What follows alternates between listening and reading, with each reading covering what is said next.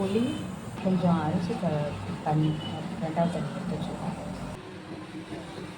கடுகு, ஜீரகம், எண்ணெய், இப்போ கருவேப்பிலை கொத்தமல்லியும் ஆட் பண்ணிக்கலாம்.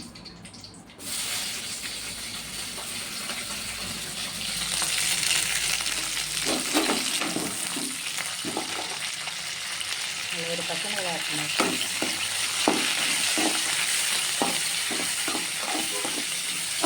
இந்த ஸ்டேஜில் நம்ம வெங்காயம் ஆட் பண்ணிக்கலாம். ஃபஸ்ட்டு வெங்காயம் தக்காளி ஆட் பண்ணிக்கலாம்.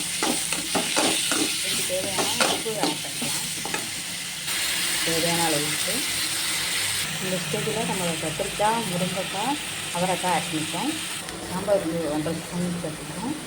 இப்போ அரிசி கழுவுன தண்ணியை ஆட் பண்ணிக்கலாம்.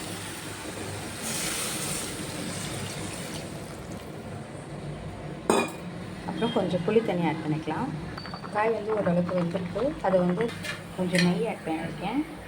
இந்த பச்சை தண்ணியில் ஆட் பண்ணிக்கலாம். நம்ம ஒரு விசில் விட்டு எடுத்துக்கலாம்.